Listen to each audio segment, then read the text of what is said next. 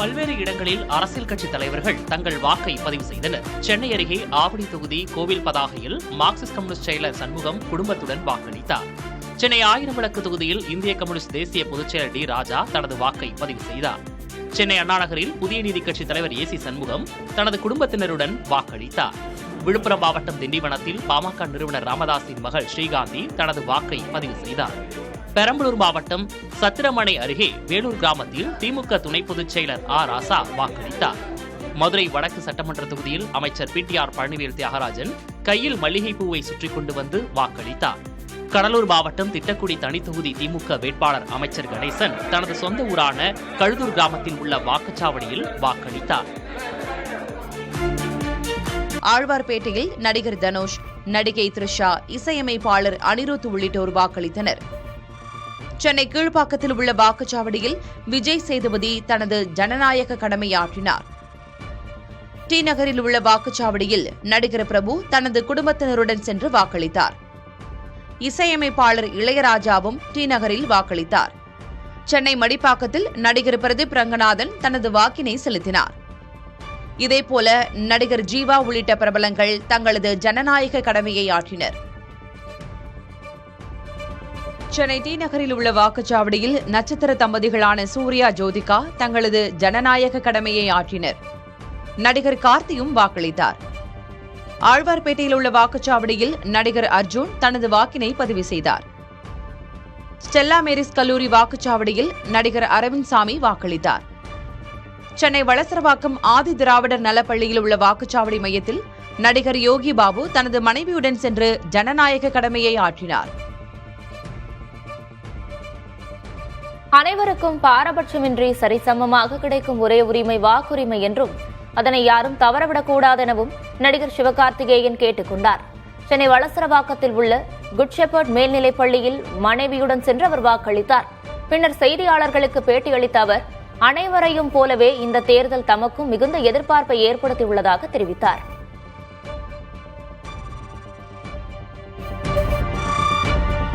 ரொம்ப எக்ஸைட்டிங்கான தேர்தலாக தான் எல்லாருக்குமே இருக்குன்னு நான் நம்புறேன். அண்ட் இதை பத்தி இப்போ இந்த தேர்தல்லாம் எனக்கு தெரிஞ்சு முதல் முறையா சோசியல் மீடியாவோட ஆதிக்கம் அதிகமா இருக்கிற தேர்தலாக நான் பாக்குறேன் நான். ஸோ அதனால இது எப்படி இருக்கும்னு தெரிஞ்சுக்கிறதுக்கு நானும் ஆர்வமா தான் இருக்கேன். நடிகை சாய் பல்லவி கோவையில் தனது ஜனநாயக கடமையை நிறைவேற்றினார். கவுண்டம்பாளையம் சட்டமன்ற தொகுதியில் நடிகை சாய் பல்லவி வரிசையில் நின்று வாக்களித்தார். அப்போது அங்கிருந்த சக வாக்காளர்கள் அவருடன் செல்ஃபி எடுத்து மகிழ்ந்தனர்.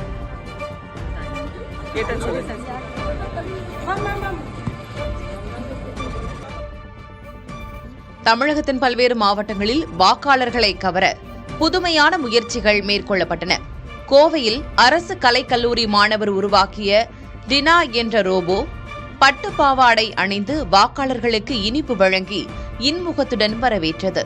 இதேபோல வேலூரிலும் வாக்காளர்களை வரவேற்பதற்காக ரோபோ வைக்கப்பட்டிருந்தது. ரோஜா பூ கொடுத்து தமிழில் பேசி அவர்களுக்கான அறிவுரை வழங்கி வாக்காளர்களின் கவனத்தை ஈர்த்தது. வாக்காளர்களே, வெயிலின் காரணமாகவோ அல்லது உடல்நலக் குறைவாலோ உங்களுக்கு மயக்கம் அல்லது ஏதேனும் அசௌகரியம் ஏற்பட்டால் உடனடியாக அருகில் உள்ள மருத்துவ பணியாளர்களை மெடிக்கல் ஸ்டாஃப் அணுகுங்கள். முதலுதவி மற்றும் மருத்துவ உதவிகள் செய்ய அவர்கள் எப்போதும் தயார் நிலையில் உள்ளனர். மறுபுறம் தருமபுரியில் பசுமை தேர்தலை வலியுறுத்தி வாக்காளர்களுக்கு விதைப்பந்துகள், மரக்கன்றுகள் மற்றும் பாராட்டுச் சான்றுகள் வழங்கப்பட்டன. குடிநீர், ORS கரைசல் ஏற்பாடு செய்யப்பட்டுள்ளது. வாக்களிக்க வாக்காளர்கள் அடையாள அட்டையை வாக்குப்பதிவு அலுவலரிடம் காட்ட வேண்டும். புதுக்கோட்டையில் பிளாஸ்டிக் பயன்பாட்டை தவிர்த்து தென்னை மட்டைகள் மற்றும் பசுமை தோரணங்களால் வாக்குச்சாவடி அலங்கரிக்கப்பட்டு இயற்கை எழிலோடு காட்சியளித்தது. தொழில்நுட்பமும் சுற்றுச்சூழலும் இணைந்த இந்த வாக்குச்சாவடி வாக்காளர்களை பெரிதும் கவர்ந்தது. சட்டமன்ற தேர்தலில் முதியவர்கள், பொதுமக்கள் என பல்வேறு தரப்பினரும் ஜனநாயக கடமையாற்றினர். சென்னை அடையார் காமராஜ் அவென்யூ பகுதியில் உள்ள பள்ளியில் அண்ணா பல்கலைக்கழக முன்னாள் துணைவேந்தர் மன்னர் ஜவஹர் சக்கர நாற்காலியில் வந்து தனது வாக்கை பதிவு செய்தார். பின்னர் புதிய தலைமுறைக்கு பேட்டியளித்த அவர் தேர்தல் ஆணையம் சிறப்பான ஏற்பாடுகளை செய்துள்ளதாக தெரிவித்தார். வந்தோடனே உடனே எனக்கு ப்ரிஃபரன்ஸ் கொடுத்தாங்க. கொஞ்சம் கால் இது இருக்கனால மற்றபடி சிஸ்டமேட்டிக்காக ரொட்டீனாக போகுது. விழுப்புரம் மாவட்டம் செஞ்சி அருகே செங்கல் சூளையில் கொத்தடிமைகளாக சித்திரவதைக்குள்ளாகி நீண்ட சட்ட போராட்டத்திற்கு பிறகு மீட்கப்பட்ட மாசி கோவிந்தம்மாள் தம்பதி கோனை கிராமத்தில் உள்ள வாக்குச்சாவடியில் தங்களது முதல் வாக்கை நிகழ்ச்சியுடன் பதிவு செய்தனர். அதேபோல் தேவனூர் ஊராட்சியில் முதியவர்கள் மற்றும் மாற்றுத்திறனாளிகளை பொதுமக்கள் தன்னார்வத்துடன் வீடுகளுக்கே சென்று சக்கர நாற்காலியில் வாக்குச்சாவடிக்கு அழைத்து வந்து வாக்களிக்க செய்தது அனைவரின் கவனத்தையும் ஈர்த்தது. எனக்கு நடக்க முடியாத ஆபரேஷனுக்கு காலு, என்னோட உரிமை வண்டியில் தள்ளி கொண்டாந்து விட்டுக்கிறாங்க. நான் ஓட்டு போட்டுட்டேன், என்னோட ஓட்டை போட்டுட்டேன். முன்னாள் மத்திய அமைச்சர் மு க அழகிரி மதுரை மேற்கு தொகுதிக்குட்பட்ட டிபிஎஸ் பள்ளியில் தனது வாக்கினை பதிவு செய்தார். தேர்தல் களம் கணிக்க முடியாதபடி உள்ளதாகவும் தனது ஜனநாயக கடமையை ஆற்றியுள்ளதாகவும் அவர் சுருக்கமாக தெரிவித்தார். அன்னைக்கே சொல்றேன், யார் வேணா எப்படிதான் ஜெயிக்கலாம், ஒன்றும் புரியல. என்னுடைய ஜனநாயக கடமையை ஆற்றிட்டேன், அவ்வளவுதான். அதிமுக முன்னாள் அமைச்சர் எஸ் பி வேலுமணி தொண்டாமுத்தூர் தொகுதிக்குட்பட்ட சுகுணாபுரம் அரசு பள்ளியில் குடும்பத்துடன் வாக்களித்தார். அதிமுக கூட்டணி 210 இடங்களில் வெல்லும் என்றும் தமிழகத்தில் ஆட்சி மாற்றம் உறுதி என்றும் கூறினார். இன்றைக்கு தமிழகத்திலே உறுதியாக ஆட்சி மாற்றம் உறுதி. நாமக்கல் மாவட்டம் குமாரபாளையம் தொகுதியில் போட்டியிடும் முன்னாள் அமைச்சர் தங்கமணி கோவிந்தம்பாளையம் ஊராட்சி ஒன்றிய தொடக்கப்பள்ளியில் வாக்களித்தார். எடப்பாடி பழனிசாமி தலைமையில் மீண்டும் நல்லாட்சி அமையும் என்று அவர் நம்பிக்கை தெரிவித்தார். விழுப்புரம் மாவட்டம் மயிலம் தொகுதியில் போட்டியிடும் முன்னாள் அமைச்சர் சி வி சண்முகம் ஔவையார்குப்பம் தொடக்கப்பள்ளியில் வாக்கினை செலுத்தினார். மக்களிடம் மௌன புரட்சி தெரிவதாகவும் திமுக ஆட்சி அகற்றப்படும் என்றும் அவர் விமர்சித்தார். விருதுநகர் மாவட்டம் சிவகாசி கலைமகள் பள்ளியில் முன்னாள் அமைச்சர் KT ராஜேந்திர பாலாஜி தனது வாக்கை பதிவு செய்தார். மக்கள் அரசுக்கு எதிரான மனநிலையில் இருப்பதாகவும் அதிமுக கூட்டணிக்கு வாக்களிக்க தயாராகிவிட்டதாகவும் அவர் குறிப்பிட்டார். திண்டுக்கல் மாவட்டம் நத்தம் வேம்பார்பட்டி அரசினர் மேல்நிலைப் பள்ளியில் முன்னாள் அமைச்சர் நத்தம் விஸ்வநாதன் தனது வாக்கினை செலுத்தினார். நிச்சயமாக தமிழகத்தில் ஆட்சி மாற்றம் ஏற்பட்டு எடப்பாடியார் தலைமையில் நல்லாட்சி அமையும் என தெரிவித்தார். முன்னாள் அமைச்சர் செல்லூர் ராஜு மதுரை மீனாட்சி அரசு கலைக்கல்லூரி வாக்குப்பதிவு மையத்தில் குடும்பத்துடன் வாக்களித்தார். கட்சி துண்டு மற்றும் கொடி கட்டிய காரில் வந்து அவர் வாக்களித்தது அங்கு சிறு சர்ச்சையை ஏற்படுத்தியது. தருமபுரி மாவட்டத்தில் முன்னாள் அமைச்சர்கள் KP அன்பழகன் பாலக்கோட்டிலும் பே பழனியப்பன் மோளையானூர் வாக்குச்சாவடியிலும் தங்கள் வாக்குகளை பதிவு செய்தனர். வேட்பாளர் டாக்டர் செந்தில்குமார் தருமபுரி காந்தி நகரில் வாக்களித்த போது அவருக்கு மரக்கன்று வழங்கப்பட்டது.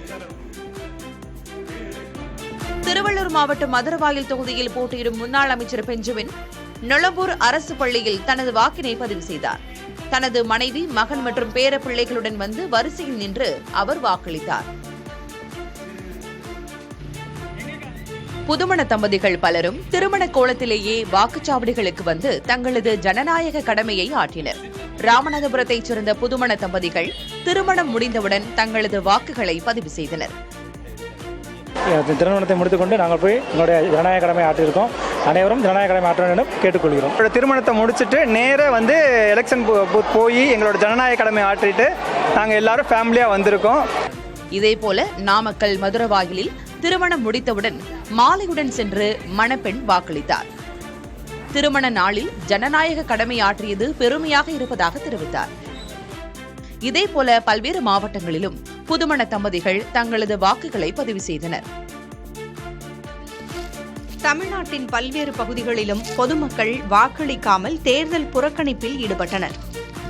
புதுக்கோட்டை மாவட்டம் அறந்தாங்கி தொகுதிக்கு உட்பட்ட குடுவையூர் கிராம மக்கள் சாலை வசதி கேட்டு தேர்தலை புறக்கணிப்பதாக அறிவித்தனர். இதையடுத்து அவர்களுடன் வட்டாட்சியர் பேச்சுவார்த்தை நடத்தினார். இதேபோல் விருதுநகர் கீழ அழகியநல்லூர் பகுதியில் சில நாட்களுக்கு முன்பு இரு பிரிவினருக்கிடையே ஏற்பட்ட மோதல் காரணமாக ஒரு தரப்பினர் வாக்களிப்பதை புறக்கணித்தனர். தூத்துக்குடி மாவட்டம் விளாத்திக்குளம் தொகுதிக்கு உட்பட்ட குளத்துவாய்ப்பட்டி கிராம மக்களும் தேர்தலை புறக்கணித்தனர். செங்கல்பட்டு மாவட்டம் புதுப்பட்டினம் பகுதி மக்கள் தங்களது கோரிக்கைகள் நிறைவேற்றப்படவில்லை என்று கூறி தேர்தலை புறக்கணிப்பதாக அறிவித்தனர்.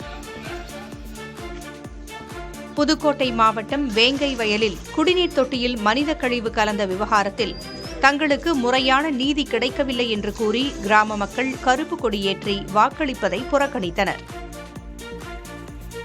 அதேபோல் திண்டுக்கல் மாவட்டம் நிலக்கோட்டை தொகுதி கம்பூதி நாயக்கன்பட்டியில் வாக்குச்சாவடி மையம் இடமாற்றம் செய்யப்பட்டதால் அதிருப்தியான மக்கள் தெருக்களில் கருப்பு கொடி கட்டி தேர்தலை புறக்கணித்தனர். ஸ்ரீவில்லிபுத்தூர் அருகே உடைக்கப்பட்ட நல்லதங்காள் கோவில் சிலையை மீண்டும் பிரதிஷ்டை செய்வது தொடர்பான விவகாரத்தில் முடிவு எட்டப்படாத நிலையில் தேர்தலை புறக்கணித்து மக்கள் போராட்டம் நடத்தினர். மணப்பாறை அருகே காவல்துறையினர் தடியடி நடத்தியதை கண்டித்து அனைத்து கட்சியினரும் பொதுமக்களும் போராட்டம் நடத்தினர். இதனால் 1.5 மணி நேரம் வாக்குப்பதிவு நடைபெறவில்லை. மானாமதுரை அருகே போலீஸ் கஸ்டடியில் இளைஞர் உயிரிழந்ததை கண்டித்து அவரது உறவினர்கள் தேர்தலை புறக்கணித்து 47வது நாளாக போராட்டத்தில் ஈடுபட்டனர். கிருஷ்ணராஜபுரத்தைச் சேர்ந்த ஆகாஷ் என்ற இளைஞர் கடந்த மார்ச் மாதம் 8ஆம் தேதி போலீஸ் காவலில் இருந்தபோது உயிரிழந்தார். இந்நிலையில் இதற்கு காரணமான 16 காவலர்களை கைது செய்யும் வரை உடலை வாங்க மாட்டோம் என தெரிவித்துள்ள உறவினர்கள் நீதி கிடைக்க வலியுறுத்தி வாக்குப்பதிவு நாளன்றும் போராட்டத்தை தொடர்ந்து வந்தனர்.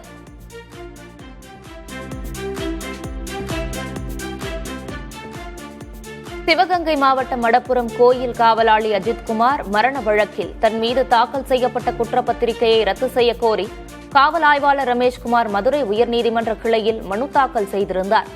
இந்த வழக்கை விசாரித்த நீதிபதி புகழேந்தி ஆய்வாளர் ரமேஷ்குமாரின் மனு குறித்து சிபிஐ துணை காவல் கண்காணிப்பாளர் தரப்பில் பதில் மனு தாக்கல் செய்ய உத்தரவிட்டார். மேலும் வழக்கின் அடுத்த கட்ட விசாரணையை ஏப்ரல் 28ஆம் தேதிக்கு ஒத்திவைத்து நீதிபதி ஆணையிட்டார்.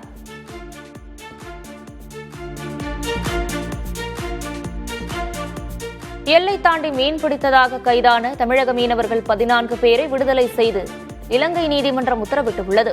ராமேஸ்வரம் பகுதியைச் சேர்ந்த 14 மீனவர்கள் எல்லை தாண்டியதாக கூறி இலங்கை கடற்படையினரால் கைது செய்யப்பட்ட வழக்கு கிளிநொச்சி நீதிமன்றத்தில் விசாரணைக்கு வந்தது. நீதிபதி கிருஷ்ணாந்தன் வழக்கை விசாரித்து மீனவர்கள் 14 பேரையும் நிபந்தனைகளுடன் விடுதலை செய்ய உத்தரவிட்டார். விடுதலையானவர் மெருஹானா முகாமுக்கு அழைத்துச் செல்லப்பட்டு ஓரிரு நாட்களில் விமானம் மூலம் இந்தியாவுக்கு அனுப்பப்படுவர் என தகவல் வெளியாகியுள்ளது.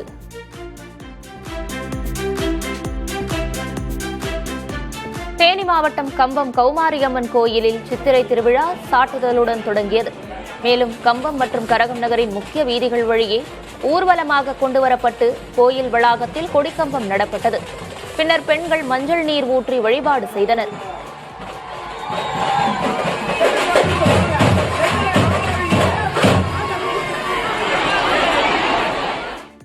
தமிழ்நாடு சட்டமன்ற தேர்தலில் வரலாறு காணாத அளவில் வாக்கு பதிவாகியுள்ளது. இதுவரை 85.15% வாக்குகள் பதிவாகியுள்ளன. அதாவது சுமார் 4,80,00,000க்கும் அதிகமானோர் வாக்களித்துள்ளனர். முன்னதாக தமிழக வரலாற்றில் உச்சமாக 2011 தேர்தலில் 78.2% வாக்கு பதிவாகியிருந்தது. இந்நிலையில் தீவிர வாக்காளர் பட்டியல் திருத்தப் பணியில் 2 இடங்களில் வாக்குரிமை இருந்தவர்களின் பெயர்கள் சரிபார்க்கப்பட்டு ஒரு இடத்தில் நீக்கப்பட்டது. அதேபோல் இறந்தவர்களின் பெயர்களும் வாக்காளர் பட்டியலிலிருந்து நீக்கப்பட்டது. இதன் காரணமாக வாக்குப்பதிவு சதவீதம் அதிகரித்துள்ளதாக கூறப்படுகிறது.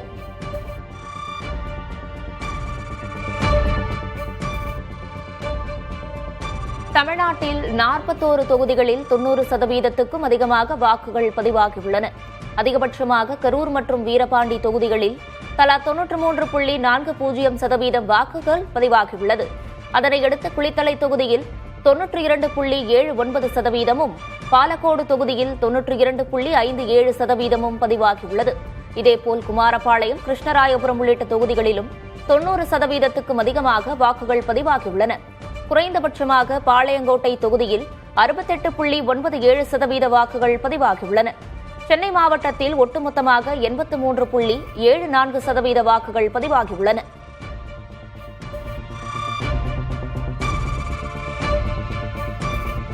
முதல்வர் மு.க.ஸ்டாலின், துணை முதல்வர் உதயநிதி ஸ்டாலின் ஆகியோர் குடும்பத்துடன் சென்று வாக்களித்துள்ளனர். சென்னை மயிலாப்பூர் தொகுதிக்குட்பட்ட தேனாம்பேட்டை SIET கல்லூரியில் அமைந்துள்ள வாக்குச்சாவடிக்கு முதல்வர் ஸ்டாலின், அவரது மனைவி துர்கா, துணை முதல்வர் உதயநிதி ஸ்டாலின், அவரது மனைவி கிருத்திகா, அவர்களது மகன் இன்பநிதி ஆகியோர் சென்றனர். அங்கு வாக்காளர்களுடன் வரிசையில் காத்திருந்து ஒருவர் பின் ஒருவராக தங்களது வாக்குகளை பதிவு செய்தனர். சட்டமன்ற தேர்தல் வாக்குப்பதிவு நிறைவடைந்துள்ள நிலையில் திமுக கூட்டணி வெல்லும் என அக்கூட்டணியின் தலைவர் மு.க.ஸ்டாலின் நம்பிக்கை தெரிவித்துள்ளார். தமிழ்நாடு வாக்களித்துவிட்டது எனவும் மே 4ஆம் தேதி தமிழ்நாடு வெல்லும் எனவும் அவர் எக்ஸ் தளத்தில் பதிவிட்டுள்ளார். சாதனை அளவிலான வாக்குப்பதிவை சுட்டிக்காட்டியுள்ள ஸ்டாலின் மக்களின் பொறுப்புணர்வு பாராட்டுக்குரியது எனவும் தெரிவித்துள்ளார்.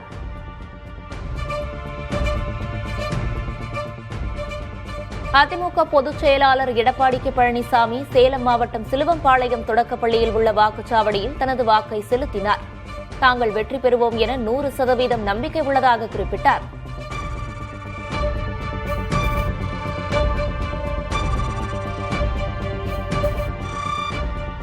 காரைக்குடி சட்டமன்ற தொகுதியில் போட்டியிடும் நாம் தமிழர் கட்சியின் தலைமை ஒருங்கிணைப்பாளர் சீமான் மற்றும் தமிழக வெற்றிக் கழக வேட்பாளர் டாக்டர் டி.கே. பிரபு ஆகிய இருவரும் நேருக்கு நேர் சந்தித்துக் கொண்ட நிகழ்வு கவனம் பெற்றுள்ளது.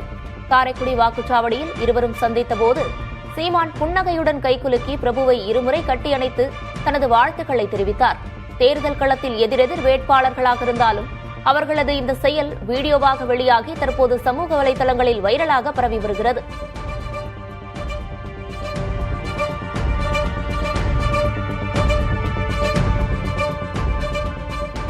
தவிக தலைவர் விஜய் வாக்களித்து தனது ஜனநாயக கடமையாற்றினார். சோழிங்கநல்லூர் தொகுதிக்குட்பட்ட நீலாங்கரையில் அமைக்கப்பட்ட வாக்குச்சாவடிக்கு விஜய் வருகை தந்தார். அப்போது விஜயை பார்க்க முண்டியடித்த ரசிகர்கள் கூட்டத்திற்கிடையே அவர் வாக்குச்சாவடிக்கு சென்று தமது வாக்கை பதிவு செய்தார்.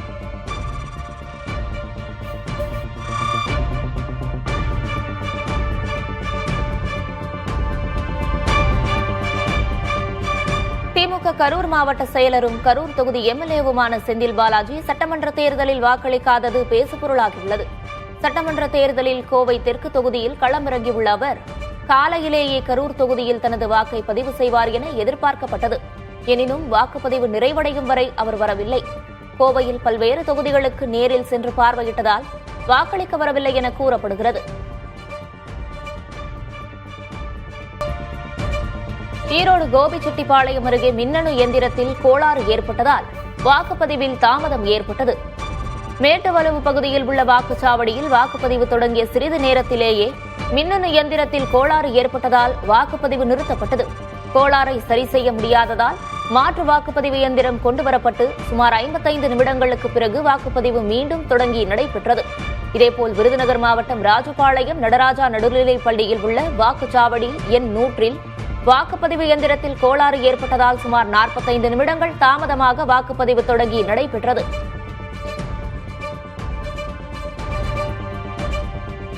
திருப்பத்தூர் அருகே வாக்களித்ததை வீடியோ எடுத்து சமூக வலைதளங்களில் பதிவிட்ட தவிக நிர்வாகியை காவல்துறையினர் கைது செய்துள்ளனர்.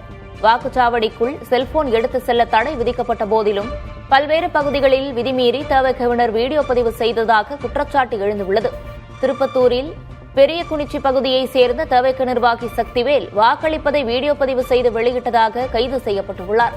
இதேபோல் சிவகங்கை மாவட்டம் மானாமதுரை தொகுதியில் தவிக வேட்பாளர் வாக்களிக்கும் காட்சிகளும், தேனி மாவட்டம் பெரியகுளம் தொகுதியில் தவிகவுக்கு வாக்களிக்கும் காட்சிகளும் வலைதளத்தில் பரவி வருவதாகவும் உரிய நடவடிக்கை எடுக்க வேண்டும் எனவும் சமூக ஆர்வலர்கள் கோரிக்கை விடுத்துள்ளனர்.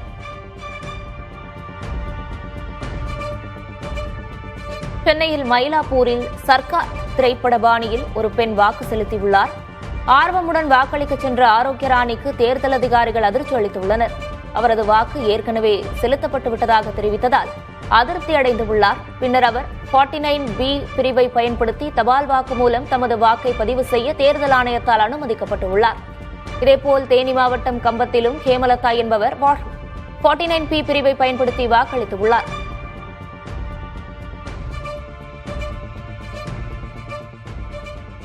என்னோட நம்பர் வந்து சீரியல் நம்பர் 675 யாரோ ஓட் போட்டிருந்தாங்க. ஆல்ரெடி ஒரு ஓட். ஸோ என்ன ஓட் டியூப்ளிகேட் ஓட்டோ கல்லோ ஓட்டோ இட் வாஸ் நாட் டன். யாரோட்டு மிஸ்டேக்கு யாரோட்டு வேணும்னே செஞ்சவங்க யார் பற்றி இல்லை.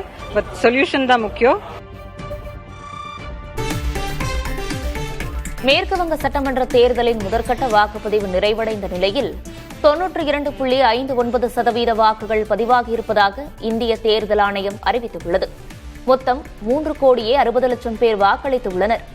இதுவரை நடைபெற்ற தேர்தல்களிலேயே மேற்குவங்கத்தில் இதுதான் அதிகபட்ச வாக்கு சதவீதம் என்று தலைமை தேர்தல் ஆணையர் ஞானேஷ்குமார் தெரிவித்தார். வாக்குப்பதிவை தொடர்ந்து பேசிய முதல்வர் மம்தா பானர்ஜி திரிணாமுல் கட்சியின் வெற்றி உறுதி செய்யப்பட்டுள்ளதாக நம்பிக்கை தெரிவித்துள்ளார். மேற்கு வங்காளத்தில் வாக்குப்பதிவு அதிகரித்துள்ளது ஆட்சி மாற்றத்திற்கான அறிகுறி என பிரதமர் மோடி பேசியுள்ளார். மேற்கு வங்க மாநிலம் கிருஷ்ணா நகரில் தேர்தல் பரப்புரையில் பேசிய பிரதமர், கடந்த 50 ஆண்டுகளில் மேற்கு வங்காளத்தில் தேர்தலின் போது வன்முறைகள் தற்போது மிகவும் குறைந்துள்ளதாக தெரிவித்தார்.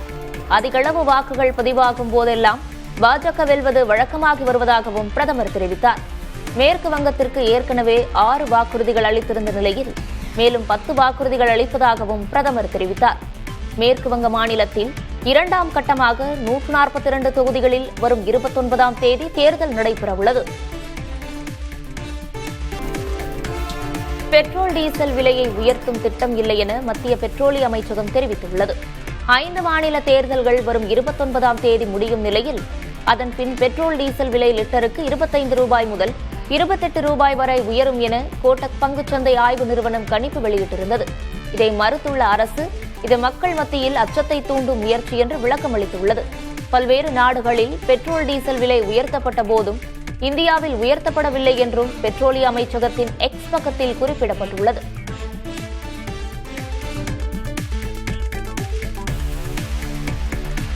விமானங்களில் எத்தனால் கலந்த எரிபொருளை பயன்படுத்த மத்திய அரசு அனுமதி அளித்துள்ளது. எனினும் எத்தனால் கலப்பது கட்டாயமாக்கப்படவில்லை. எத்தனால் தவிர செயற்கையாக தயாரிக்கப்பட்ட ஹைட்ரோ கார்பனையும் எரிபொருளில் கலந்து கொள்ளலாம் என்றும் அரசின் அறிவிக்கையில் தெரிவிக்கப்பட்டுள்ளது. இந்தியா தனது எரிபொருள் தேவையில் பெரிதும் இறக்குமதியை சார்ந்துள்ள நிலையில் அதை குறைக்க பல்வேறு தளங்களில் முயற்சிகள் மேற்கொள்ளப்பட்டு வருகிறது. அதில் ஒரு நகர்வாக விமான எரிபொருளில் எத்தனால் கலப்புக்கு அனுமதிக்கப்பட்டுள்ளது.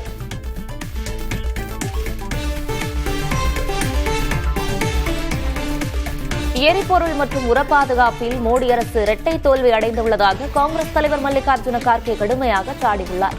டெல்லியில் நடைபெற்ற நிகழ்வு ஒன்றில் செய்தியாளர்களிடம் பேசிய அவர், கச்சா எண்ணெய் உற்பத்தி 22%, எரிவாயு உற்பத்தி 40% சரிந்துள்ளதாக கூறினார். உர உற்பத்தி 5 ஆண்டுகளில் இல்லாத அளவுக்கு வீழ்ச்சியடைந்துள்ளதாக குற்றம் சாட்டினார். இந்தியா இனி விஸ்வகுரு அல்ல என மூத்த தலைவர் முரளி மனோகர் ஜோஷி கூறியதை குறிப்பிட்ட கார்கே, வெற்று முழக்கங்களை பிரதமர் கைவிட வேண்டும் என்றார்.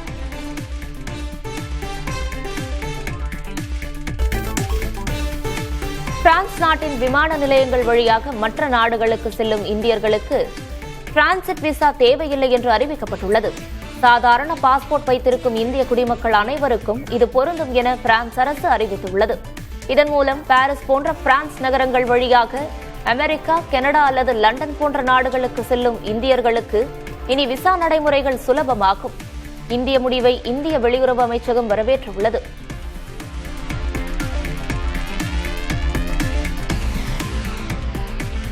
மேற்காசிய போர் சூழலால் சர்வதேச விநியோக சங்கிலி பாதிக்கப்பட்டுள்ள நிலையிலும் இந்திய பருத்தி நூலுக்கான மவுசு சீனாவில் அதிகரித்துள்ளது. அமெரிக்கா மற்றும் பிரேசில் நாடுகளில் வர்த்தக பாதைகள் முடங்கியுள்ளதால் சீனா தற்போது இந்தியாவின் பக்கம் திரும்பியுள்ளது. குறிப்பாக சீன நாணயத்துக்கு எதிராக இந்திய ரூபாயின் மதிப்பு 7% சரிந்துள்ளதால் இந்திய நூல் விலை மலிவாக கிடைக்கிறது.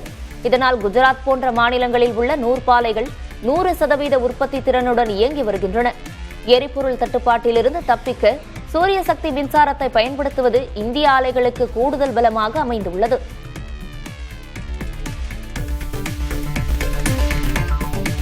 எரிசக்தி தட்டுப்பாட்டால் ஐரோப்பிய நாடுகளில் வீட்டு உபயோக சூரிய சக்தி மின்தகடுகளுக்கான தேவை பல மடங்கு அதிகரித்துள்ளது. மின்சார கட்டணம் வரலாறு காணாத வகையில் உயர்ந்துள்ளதால் ஜெர்மனி, பிரிட்டன் மற்றும் நெதர்லாந்து நாட்டு மக்கள் சூரிய சக்திக்கு வேகமாக மாறி வருகின்றனர். குறிப்பாக கடந்த பிப்ரவரி முதல் சூரிய சக்தி உபகரணங்களுக்கான ஆர்டர்கள் 4 மடங்கு உயர்ந்துள்ளதாக நிறுவனங்கள் தெரிவிக்கின்றன. இதன் மூலம் இறக்குமதி செய்யப்படும் எரிபொருட்களை சார்ந்திருப்பதை ஐரோப்பா குறைத்து வருகிறது. அதிகரித்துள்ள தேவையை பூர்த்தி செய்ய நிறுவனங்கள் தங்கள் ஊழியர்களின் எண்ணிக்கையையும் உற்பத்தியையும் உயர்த்தி வருகின்றன என்பது குறிப்பிடத்தக்கது.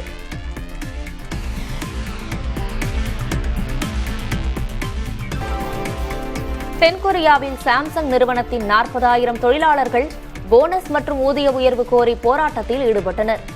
செயற்கை நுண்ணறிவு சிப்புகளுக்கான தேவை அதிகரிப்பால் நிறுவனம் பெரும் லாபம் ஈட்டியுள்ள நிலையில் தங்களுக்கு தகுந்த ஊதியம் வழங்கப்படவில்லை என ஊழியர்கள் குற்றம் சாட்டுகின்றனர். கோரிக்கைகள் நிறைவேற்றப்படாவிட்டால் மே 21 முதல் முழு வேலை நிறுத்தத்தில் ஈடுபடப் போவதாக தொழிற்சங்கம் எச்சரித்துள்ளது. இதனால் சாம்சங் நிறுவனத்திற்கு ஒரு நாளைக்கு 6000 கோடி ரூபாய் வரை இழப்பு ஏற்பட வாய்ப்புள்ளது. சர்வதேச சூழலால் சிப் உற்பத்தி ஏற்கனவே பாதிக்கப்பட்டுள்ள நிலையில் இந்த ஊழியர் போராட்டம் உலகளவில் கவனம் பெற்றுள்ளது.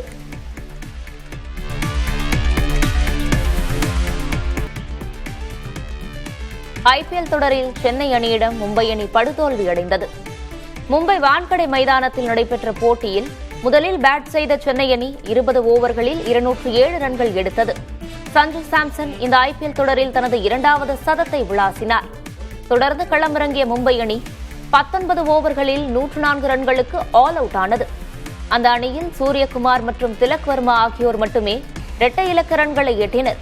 இதன் மூலம் சென்னை அணி 103 ரன்கள் வித்தியாசத்தில் வெற்றி பெற்றது. உத்தரகண்ட் மாநிலம் பத்ரிநாத் கோயில் 6 மாத குளிர்கால மூடலுக்கு பின் திறக்கப்பட்டது. வேத மந்திரங்கள் முழங்க சிறப்பு வழிபாடுகளுடன் கோயில் நடை திறக்கப்பட்டது.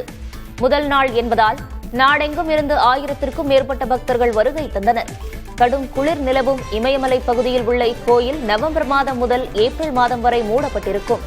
சிறப்பு நிகழ்வை முன்னிட்டு கோயில் மலர்களால் அலங்கரிக்கப்பட்டிருந்தது.